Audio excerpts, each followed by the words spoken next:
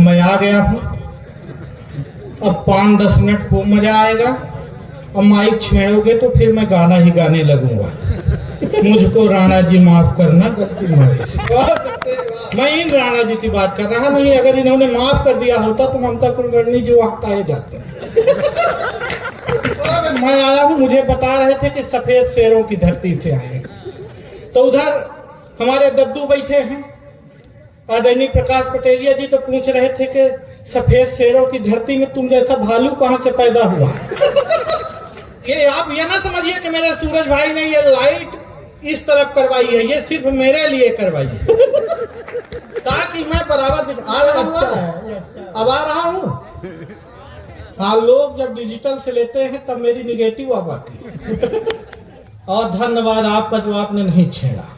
एक जगह मुझे नरकंकाल दादा ने बुला लिया था अपने बाराबंकी की तरफ उधर, तो बुला लिया तो माइक वाले भाई साहब इसी तरह करे जैसे अभी हमारे अर्पित भाई की तरह कर रहे थे। इनका गला चला गया, आवाजें नहीं निकल रही थी। तो प्रदीप ढुलिया हमसे पूछ रहे थे कि उसका तो गला चला गया, पर तेरा क्या होगा कालिया। नरकंकाल दादा ने बोला, नरकंकाल दादा सीटी मत बजवाओ यार, भगवान कसम मुझे देखकर आज तक कुकर सीटी नहीं मारा। कंकाल दादा ने उधर नरकंकाल दादा को देख लीजिए। नरकंकाल दादा में नर मैं हूं,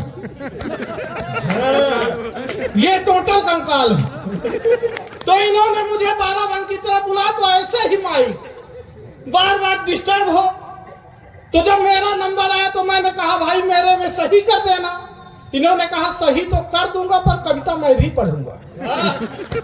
मैंने कहा मेरा सही करो, कविता पढ़ लेना। बोले कविता ऐसे नहीं पढ़ूंगा, लिफाफा के साथ पढ़ूंगा। मैंने कहा बहुत अच्छा, कितना लोगे? बोले 30,000। मैंने कहा सही करो, अभी दिलवाऊंगा। मैं पढ़ा, इनका नंबर आया माइक वाले भाई साहब का। इन्होंने कविता पढ़ी मेरे मोहल्ले की पहली गली में, और पहली गली में वो दूसरी गली है, और दूसरी गली में एक तीसरी गली है, और तीसरी गली में वो चौथी गली है, और चौथी गली में वो पांचवी गली है। क्या कविता? पांचवी गली में वो छठी गली है, छठी गली में वो सातवीं गली है, और सातवीं गली में वो आठवीं गली है। मैंने कहा कितनी गली है? बोला 108। मैंने कहा बंद कर दो। बोला बंद करने का 60,000 रुपए लूंगा। तो मैं सबसे सम्मानित कर स्टार्ट होना चाहता हूं। हो जाओ से क्या मतलब? आप जैसे विद्वानों के कारण ही तो नहीं हो पा रहा हूं। मैं सबसे सम्मानित और सबसे खूबसूरत, हाँ सबसे बड़ा तो है ही हूं, चाहे फीता लेके नाप लीजिए, कोई दिक्कत नहीं। मेरा सम्मान इतना अच्छा, सम्मान इस तरह से भी सूरज भाई ने मेरा करवा दिया। आते ही सबसे पहले दद्दू को बुलाया और फिर लगातार सम्मान चालू हुआ सभी कवियों का। टीका से, रोली से, चंदन से, माला से, फूल से, साल से, श्रीफल से, अब राइफल बस से बचा है, वो भी आप लोग कर देते तो हम लोग डायरेक्ट मोक्ष को प्राप्त हो जाते। कोई दिक्कत नहीं। इतना ज्यादा हम लोगों का सम्मान, हमारा सम्मान है भी। आदरणीय राजू भैया, हम लोगों का सम्मान है भी। मेरा इतना ज्यादा है कि मेरे घर में एक दिन एक सज्जन सुबह सुबह आए, दरवाजा खटखटाए, दरवाजा खोलते हुए मैंने पूछा फरमाइए। वो हमारे हाथ में चना देके बोले पहले खाइए। मैं चना खाते हुए ही पूछा सुबह सुबह कहां से आ रहे हैं और ये बताइए चना क्यों खिला रहे हैं? वो बोले आज शनिवार हो। हम बोले शनिवार हो, बुधवार हो, रविवार हो, पर आप चना क्यों खिला रहे हैं? वो बोले यही तो बता रहे हैं कि एक पंडित जी ने मुझसे कहा था कि शनिवार के दिन किसी काले कुत्ते को चना खिलाइए। शनिवार के दिन किसी काले कुत्ते को चना खिलाइए और काला कुत्ता मेरे हाथ से चना खाए। ये कुत्ते में कहा दम है? आप खा लीजिए, आप क्या काले कुत्ते। क्या बात है? बताइए, एक कुत्ते की कविता में एक कुत्ते ने माला भाई भाई बताइए, अब दद्दू भी मुझे कुछ कह रहे हैं। इस कार्यक्रम को दद्दू तक पहुंचना है और दद्दू को मोक्ष। मैं कुछ नहीं कर रहा, मैं सादर चरणों में प्रणाम कर रहा। मैं आगे बढ़ा और मेरा सम्मान देखिए, मैं लवकुश नगर के लिए निकलने ही वाला था कि अगले दिन सुबह सुबह फिर से हमारे जहां मैं रहता हूं, हमारे मकान मालिक है शर्मा जी, सुबह सुबह आ गए, बोले माखन किराया। मैंने कहा यार शर्मा जी आपको नहीं मालूम, इधर मैं लवकुश नगर जा रहा हूं, राजू भैया ने बुलवाया है, सूरज भाई ने बुलवाया है और बहुत जल्द मैं सोनी टीवी में आने वाला हूँ। जिस दिन मैं सोनी टीवी में आऊंगा आपका नाम पूरे मोहल्ले में छा जाएगा। शर्मा जी बोले शाम तक नहीं दिया तो वो दिन आ जाए। और सम्मान देखिए, रूम से आगे बढ़ा, रोड तक पहुंचा सर, रोड पर एक ऑटो वाले को हाथ दिया, ऑटो वाले ने ऑटो रोकी, पीछे उसमें एक खूबसूरत लड़की बैठी थी मोनालिसा की तरह। उसने कहा अगर तुम इसे चढ़ाओगे तो मैं उतर जाऊंगा। पीछे मेरी मैडम थी, वो दौड़ कर आई, उन्होंने दूसरे ऑटो वाले को हाथ दिया। भाई साहब दूसरे ऑटो वाले ने ऑटो रोकी, मैडम ने पूछा रेलवे स्टेशन तक का कितना लोगे? ऑटो वाले ने कहा 100 रुपए। मैडम ने कहा मेरे साथ अगर ये मेरे प्राणनाथ भी चले तब कितना लोगे? ऑटो वाले ने कहा तब भी 100 ही रुपए लूंगा। मैडम ने तपाक से मेरी ओर देखा और कहा देखे जो 100 रुपए की कीमत है वो मेरी है, तुम्हारी फूटी कौड़ी की नहीं है।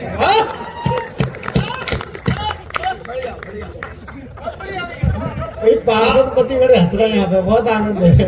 और मेरा अभी सम्मान समाप्त कहाँ हो रहा, समाप्त होने का नाम नहीं ले रहा।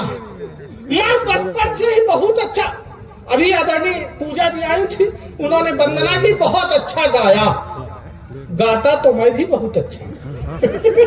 ये तो आप लोगों का आज लवकुश नगर वालों का सौभाग्य है कि मैं आज नहीं जा रहा हूँ। नहीं, मैं जब गाता हूँ, मैं अपने गांव बचपन में 5वीं कक्षा में गाया विद्यालय में, तो मेरे गांव वालों ने कहा बहुत अच्छा गाता है, इसको बॉम्बे भेजो। मैं बॉम्बे पहुंचा, बॉम्बे में गाया, बॉम्बे वालों ने कहा बहुत अच्छा गाता है, जहां से आया है वहीं भेजो। जैसे ही मैंने अपना सुर लगाया बॉम्बे में, तो सुर असुर का रूप धारण कर लिया। मैंने अपना तरन्नुम छेड़ा तो लोग जहन्नुम की ओर जाने लगे। मुझे उसी एक गाने पे 2 अवार्ड मिले। छोटा अवार्ड मुझे गाना शुरू करने के लिए दिया गया और बड़ा अवार्ड मुझे गाना बंद कर देने के लिए। मैं रोते हुए गांव पहुंचा, गांव वालों ने कहा क्यों रोता है? मैंने कहा मैं 2 नंबर पे आया, सेकंड नंबर पे आया। बोले कोई बात नहीं, बॉम्बे जैसे शहर में गया, इतने बड़े शहर में, महानगर में 2 नंबर में भी आना बड़ी बात है। कितने लोग थे? मैंने कहा 2 ही थे। बोले मतलब वो पहले नंबर वाला बहुत अच्छा गाता रहा होगा। मैंने कहा वो कहाँ गाया? मुझे बस सुना और उसे पहले नंबर दे दिया। हम बहुत विद्वान आदमी। 4 पंक्तियां निवेदन करता। स्वागत भैया, स्वागत। स्वागत ना करोगे तो भी पढ़ूंगा। अब आया हूं तो पढ़ूंगा। हाँ, अरे दद्दू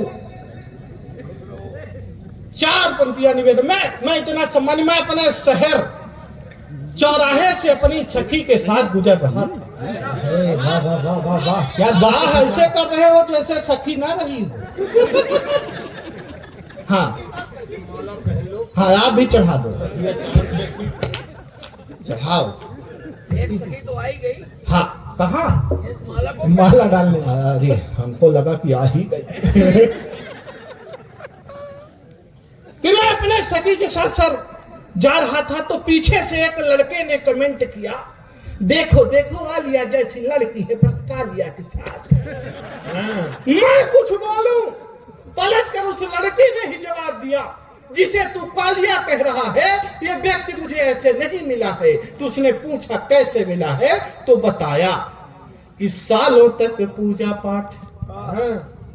ऐसे नहीं मिला हूँ। वो सावन के 16 सोमवार व्रत रही है तब जाके मुझे पाई है।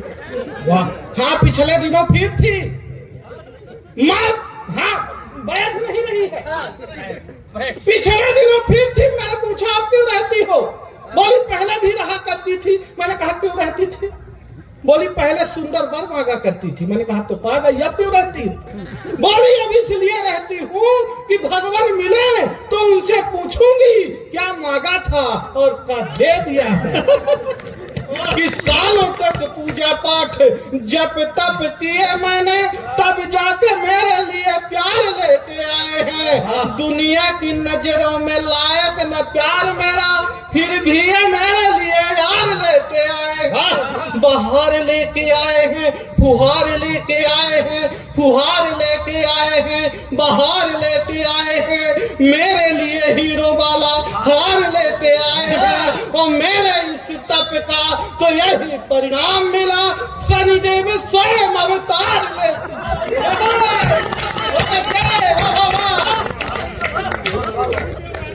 मेरी तरह दिख रहे अगर यहाँ 1-2 पीस भी हो। नहीं समय हाँ तो कल से अपने आप को शनिदेव ही समझे। हाँ हंसने की बात नहीं है सर। तेल चढ़ जाएगा, हल्दी नहीं लग पाएगी। हल्दी ना लगने में बड़ा खतरा है। मेरी तो लगी नहीं पा रही थी सर। मेरे पिताजी के कई बार निवेदन करने पर एक शादी वाले मेरे मुझे देख कर जाने लगे, कुछ बोले नहीं। तो मेरे पिताजी खुद ही आगे बढ़े। उन्होंने कहा सर लड़का आपने देख लिया? बोला कुछ नहीं। उन्होंने कहा मैंने लड़का देख लिया है, अब आप इसे ब्यूटी पार्लर वाले को पिताजी ने कहा शादी ब्याह लड़के और लड़की का संबंध है, आप लड़की को दिखाइए। तब जाकर फिर लड़की मुझे देखने के लिए आई। आधा घंटे तक लड़की हमको देखती रही। आधा घंटे तक लड़की हमको देखती रही। हम लड़की को देखते रहे। न लड़की मुझसे कुछ बोल रही थी, न हम लड़की से कुछ बोल रहे थे। आधा घंटे बाद लड़की ने हिम्मत करके बोली कि भाई साहब लड़का अपन है। बनता है इतना। भाई साहब लड़का अपन है। मैंने कहा जी बहन जी हम ही हैं। उसने कहा जब हम आपसे विवाह कर लेंगे तो आप मुझे क्या मानेंगे? मैंने कहा जिंदगी।